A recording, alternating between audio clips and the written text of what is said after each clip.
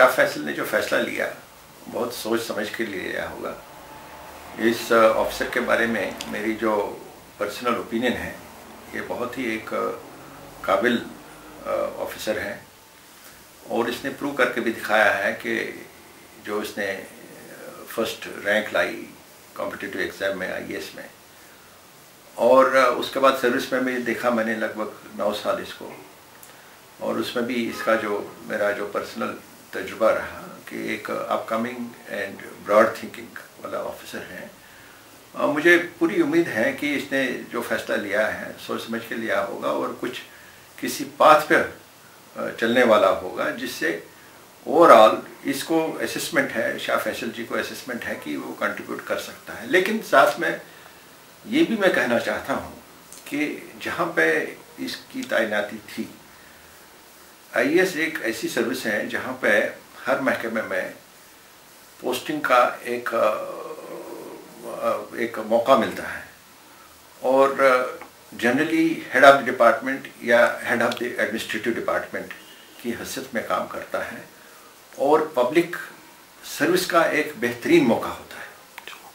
अगर आप जम्मू कश्मीर के लोगों के हवाले से देखें, एक आम आदमी के नज़र से देखें और एक आम आदमी की एक्सपीरियंस जम्मू कश्मीर में देखें, अगर आप सेक्रेटरी देखेंगे जहाँ पे आईएएस ऑफिसर्स की तैनाती मैक्सिमम टाइम रहती है और जहाँ पे वो मैक्सिमम कंट्रीब्यूट कर सकते हैं। मैं किसी को क्रिटिसिज्म नहीं करना चाहता हूँ, लेकिन मैं साथ में ये भी कहूँगा कि आम आदमी की जो एक्सपीरियंस हमारी सेक्रेटरीट में है, किसी का काम तब तक नहीं होता है जब तक उसकी कोई रिकमेंडेशन ना हो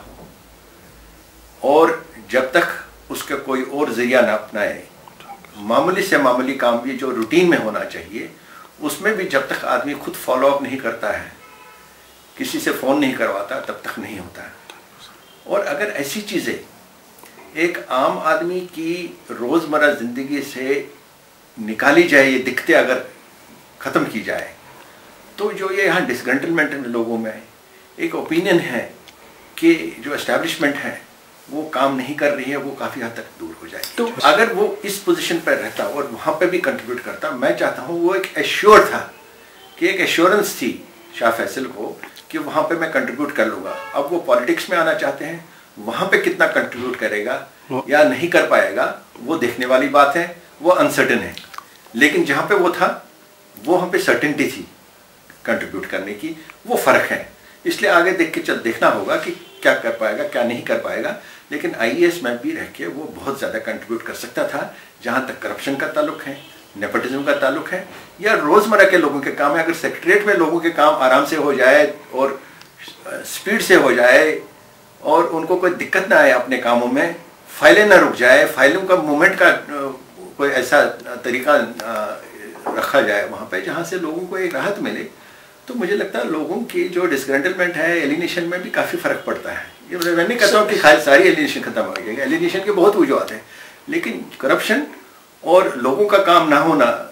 रोज़मर्रा का रूटीन काम ना होना, वो भी एलिनेशन का एक कंट्रीब्यूटरी फैक्टर है।